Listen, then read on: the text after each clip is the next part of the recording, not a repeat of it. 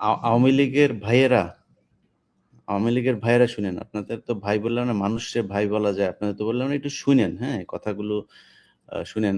এই এক শিশু রাসেল নিয়ে সারা জীবন কান্দাকাটি করলে তো হবে না। শিশু রাসেলের বাপ, শিশু রাসেলের ভাইরা যত মানুষকে কষ্ট দিয়েছে সারা দেশে, আমি যদি ওই সময় থাকতাম ওদের পাড়ায় মেরে ফেলতাম। ওদের তো এই যে ওই দিন শুনলাম যে রাশেদ চৌধুরী বললো গ্রেনেড দিয়ে তারপরে মারার পরে সবগুলো আলাদা আলাদা করে ধইরা ওদের গোপনাঙ্গর মধ্যে রশি বাইদে তারপরে উপরে গাছের সাথে ঝুলায় মারা দরকার ছিল। ওরা যে পরিমাণে মানুষ বাংলাদেশে মেরেছে, শেখ হাসিনারে পাইলেও এখন ওইটাই করা দরকার। তো জিনিস নাই, ওরে যে জায়গায় পারে ওই জায়গায় টাইনা ধরে তারপরে ওরে ঝুলায় পেটানো দরকার। তোরা মানুষ হইতে পারিস না এগুলি বর্ণনা শুনে। এরকম আমার এখানে আজকে অন্তত আরো 15-20 জন আসার কথা ছিল। আমরা এট এ টাইমে সবাইকে অ্যাটেন্ড করতে পারবো না, এই কারণে সবাইকে আনিনি। তো এদের কথা শুনে সবার বিষয়টা বুঝে, সারা বাংলাদেশে এরকম হাজার হাজার লক্ষ লক্ষ আলেম প্রচন্ড কষ্ট করেছে। এই 15 বছর তাদের জন্য পুরো বাংলাদেশটা একটা জেলখানা ছিল। অতএব এই যে আজকে যেই তোদের যে পরিণতি, এই পরিণতি অসংখ্য আলেমের চোখের পানির ফল।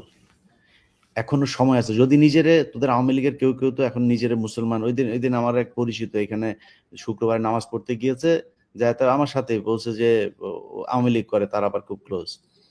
তো পরে ওই লোকের বলছে যে কি কই যান, এই যে নামাজ পড়তে আসেন। তুই আবার নামাজ পড়তে আসছিস কেন? তা আমি পরে ওই লোকের সাথে দেখা করে পার হয়ে আসলাম যে ভাই এটা জিজ্ঞেস করলেন কেন? কয় ওই আওয়ামী লীগ করে, আওয়ামী লীগের আবার নামাজ কিসের? তো এটা বাস্তব, কিন্তু তোদের তো নামাজ টামাজ দরকার নাই। তোদের নবী হইছে শেখ মুজিব, তোরা শেখ মুজিবরে নিয়ে থাকবে। তোদের তোদের তোদের তোদের ভিতরে কোনো মনুষ্যত্ব বোধ, কোনো বিবেক, কোনো কিছুই নাই। তোদের সাথে তর্ক বিতর্ক করে কোনো লাভ নেই, কারণ তোদের চিন্তা ভাবনা সবকিছু কেমন জানি, মানে মানুষের মতো চিন্তা ভাবনা আওয়ামী লীগ করেন। ওদের একজনের সাথে সাধারণ মানুষ 10 জন তর্ক করে পারবেন না, ওদের চিন্তাই অন্যরকম।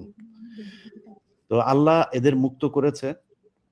আমার বিশ্বাস যেই কষ্ট, যেই নির্যাতন, শেখ হাসিনা তো রাজনীতি করেনি, শেখ হাসিনা সরাসরি আল্লাহর সাথে যুদ্ধ করেছিল।